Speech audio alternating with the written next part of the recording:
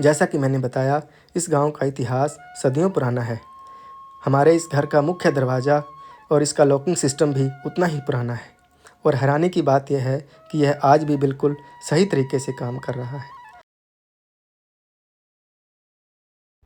दोस्तों, कुछ जगहें सिर्फ जगह नहीं होती, वो हमारी यादें होती हैं, हमारी पहचान होती है।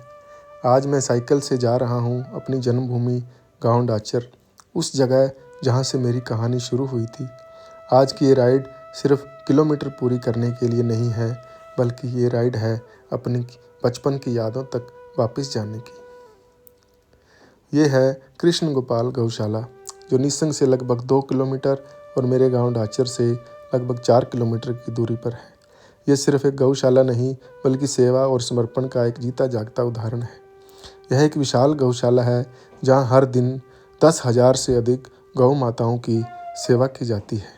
यहाँ हर दिन लोगों के सहयोग, मेहनत और श्रद्धा से बेसहारा गाँव की देखभाल की जाती है। यह है मेरा बचपन का वो स्कूल जहाँ से मैंने 10वीं तक की पढ़ाई की थी। कभी छोटी सी लगने वाली ये जगह आज एक सीनियर सेकेंडरी स्कूल बन चुकी है। समय के साथ इसकी पहचान भी बदल गई है। इस स्कूल का हर कोना मुझे मेरे बचपन में वापस ले जाता है। वही मैदान, वही दीवारें, बस समय आगे बढ़ गया और यादें यहीं ठहर गई। आज इसकी बिल्डिंग पहले से कहीं ज़्यादा विशाल और बेहद सुंदर लग रही है।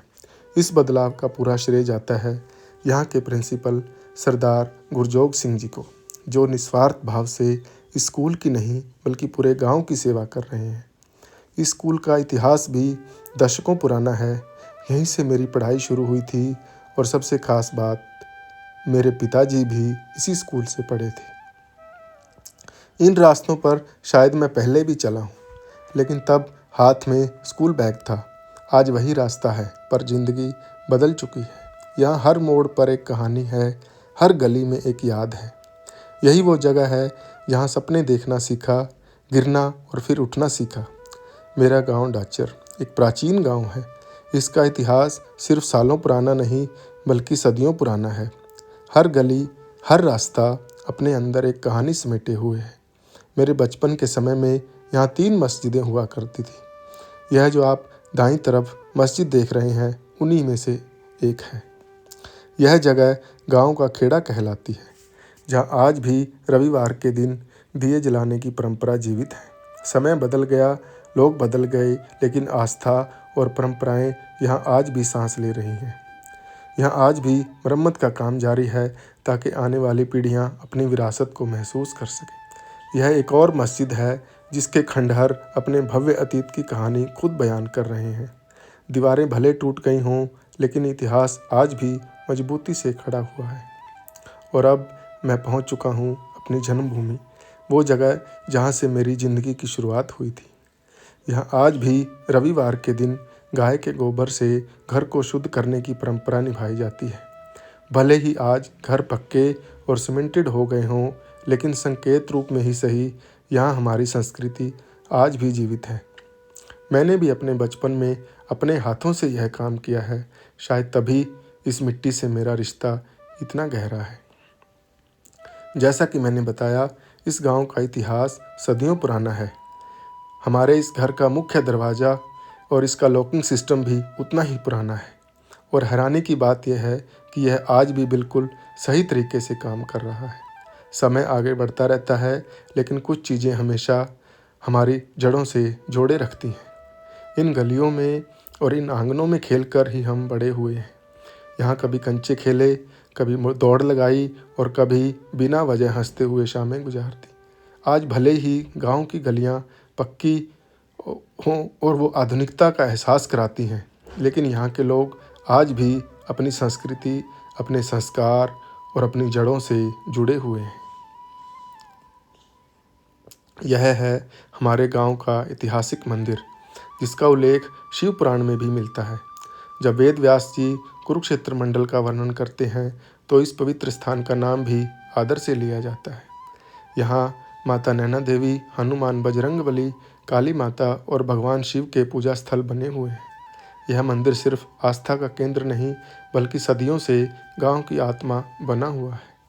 श्रद्धालुओं की सुविधा के लिए पुरुषों और महिलाओं के लिए अलग अलग स्नान घाट भी बनाए गए हैं। इस पवित्र मंदिर में साल में 2 बार नैना माता का भव्य मेला लगता है। दूर दूर से श्रद्धालु यहाँ आकर माता के दर्शन करते हैं। पूरा गांव भक्ति और आस्था के रंग में रंग जाता है। मंदिर के बिल्कुल पास बना हुआ है एक भव्य गुरुद्वारा, जहाँ हर धर्म और हर समुदाय के लोग श्रद्धा से माथा टेकने आते हैं।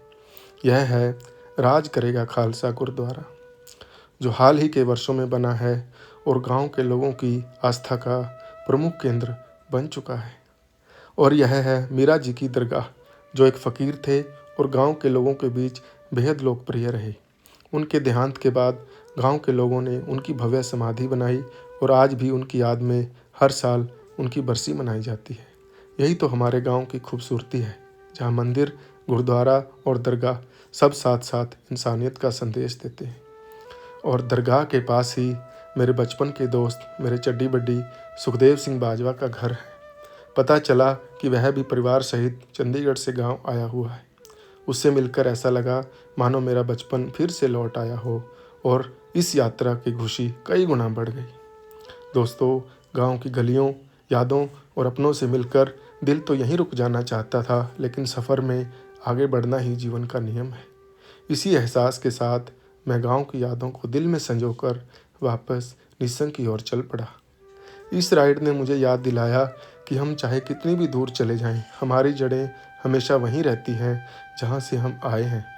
ये जर्नी मेरे लिए सिर्फ साइकिलिंग राइड नहीं थी, यह मेरे दिल तक पहुंचने वाली एक यात्रा थी।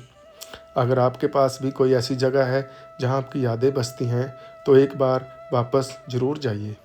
वीडियो पसंद आए तो लाइक करें, कमेंट में बताएं कि आपकी जन्मभूमि कहाँ है।